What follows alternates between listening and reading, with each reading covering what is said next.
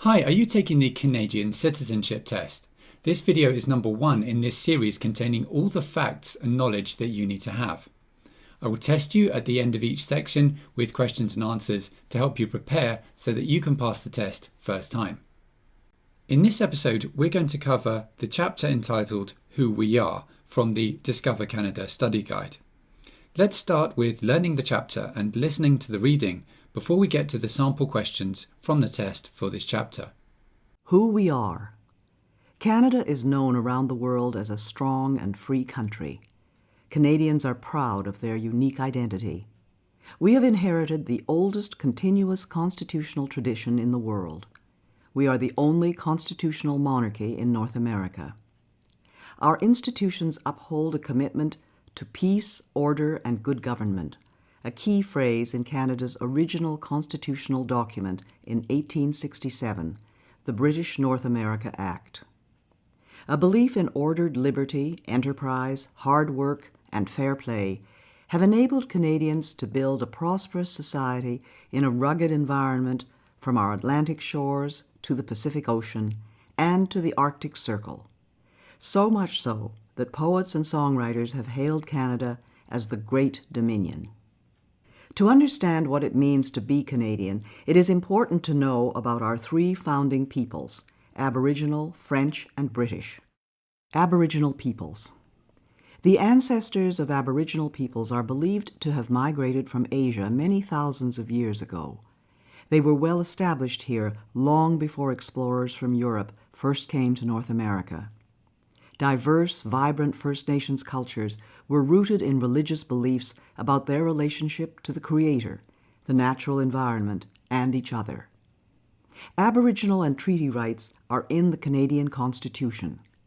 Territorial rights were first guaranteed through the Royal Proclamation of 1763 by King George III and established the basis for negotiating treaties with newcomers, treaties that were not always fully respected. From the 1800s until the 1980s, the federal government placed many Aboriginal children in residential schools to educate and assimilate them into mainstream Canadian culture. The schools were poorly funded and inflicted hardship on the students. Some were physically abused. Aboriginal languages and cultural practices were mostly prohibited. In 2008, Ottawa formally apologized to the former students. In today's Canada, Aboriginal peoples enjoyed renewed pride and confidence and have made significant achievements in agriculture, the environment, business, and the arts. Today, the term Aboriginal peoples refer to three distinct groups. Indian refers to all Aboriginal people who are not Inuit or Métis. In the 1970s, the term First Nations began to be used. Today, about half of First Nations people live on reserve land in about 600 communities, while the other half live off-reserve, mainly in urban centers. The Inuit, which means the people in the Inuktitut language, live in small, scattered communities across the Arctic. Their knowledge of the land, sea, and wildlife enabled them to adapt to one of the harshest environments on Earth. The Métis are a distinct people of mixed Aboriginal and European ancestry, the majority of whom live in the prairie provinces. They come from both French and English-speaking backgrounds and speak their own dialect, Michif. About 65% of the Aboriginal people are First Nations, while 30% are Métis and 4% Inuit. Unity in diversity. John Buchan, the first Baron Tweedsmuir, was a popular Governor-General of Canada in 1935 to 1940. In a speech to the Canadian Club of Halifax in 1937, he noted that immigrant groups should retain their individuality and each make its contribution to the national character. Each could learn from the other, and while they cherish their own special loyalties and traditions, they cherish not less that new loyalty and tradition which springs from their union. English and French.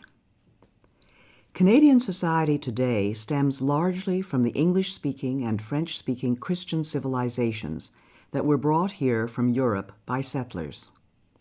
English and French define the reality of day-to-day life for most people and are the country's official languages. The federal government is required by law to provide services throughout Canada in English and French. Today, there are 18 million Anglophones, people who speak English as a first language, and 7 million Francophones, people who speak French as their first language. While the majority of Francophones live in the province of Quebec, 1 million Francophones live in Ontario, New Brunswick, and Manitoba, with a smaller presence in other provinces. New Brunswick is the only officially bilingual province. The Acadians are the descendants of French colonists who began settling in what are now the Maritime Provinces in 1604. Between 1755 and 1763, during the war between Britain and France, more than two-thirds of the Acadians were deported from their homeland. Despite this ordeal, known as the Great Upheaval, the Acadians survived and maintained their unique identity. Today, Acadian culture is flourishing and is a lively part of French-speaking Canada. Quebecers are the people of Quebec, the vast majority French-speaking. Most are descendants of 8,500 French settlers from the 1600s and 1700s and maintain a unique identity, culture, and language. The House of Commons recognized in 2006 that the Québécois form a nation within a united Canada. 1 million Anglo-Quebecers have a heritage of 250 years and form a vibrant part of the Quebec fabric. The basic way of life in English-speaking areas was established by hundreds of thousands of English, Welsh, Scottish, and Irish settlers, soldiers, and migrants from the 1600s to the 20th century. Generations of pioneers and builders of British origins, as well as other groups, invested and endured hardship in laying the foundations of our country. This helps explain why Anglophones, or English speakers, are generally referred to as English Canadians. Becoming Canadian. Some Canadians immigrate from places where they have experienced warfare or conflict. Such experiences do not justify bringing to Canada violent, extreme, or hateful prejudices. In becoming Canadian, newcomers are expected to embrace democratic principles, such as the rule of law. Diversity in Canada. The majority of Canadians were born in this country, and this has been true since the 1800s. However, Canada is often referred to as a land of immigrants, because over the past 200 years, millions of newcomers have helped to build and defend our way of life. Many ethnic and religious groups live and work in peace as proud Canadians. The largest groups are the English, French, Scottish, Irish, German, Italian, Chinese, Aboriginal, Ukrainian, Dutch, South Asian, and Scandinavian. Since the 1970s, most immigrants have come from Asian countries. Non-official languages are widely spoken in Canadian homes. Chinese languages are the second most spoken at home after English in 2 of Canada's biggest cities. In Vancouver, 13% of the population speak Chinese languages at home. In Toronto, the number is 7%. The great majority of Canadians identify as Christians. The largest religious affiliation is Catholic, followed by various Protestant churches. The numbers of Muslims, Jews, Hindus, Sikhs, and members of other religions, as well as people who state no religion, are also growing. In Canada, the state has traditionally partnered with faith communities to promote social welfare, harmony, and mutual respect, to provide schools and health care, to resettle refugees, and to uphold religious freedom, religious expression, and freedom of conscience. Canada's diversity includes gay and lesbian Canadians who enjoy the full protection of and equal treatment under the law, including access to civil marriage. Together, these diverse groups sharing a common Canadian identity make up today's multicultural society. Which of the following are additional rights protected by the Canadian Charter? Aboriginal Peoples' rights, official language rights and minority language educational rights, mobility rights, and citizenship rights. The answer is Aboriginal Peoples' rights, official language rights and minority language educational rights, and mobility rights. Aboriginal people's rights, i.e. to reservation land, cannot be affected in Canada. Both French and Canadian have equal status in the Canadian government. Canadians have the freedom to live and work anywhere in Canada, and to enter and leave the country freely with a passport. Name 3 responsibilities of citizenship: obeying the law, voting in elections, serving on a jury; protecting the environment, working only sociable hours, having children; getting an abortion, marrying, joining the army. The answer is obeying the law, voting in elections, serving on a jury. No person or group is above the law in Canada. Citizens have a responsibility to vote in elections and to serve on a jury when called.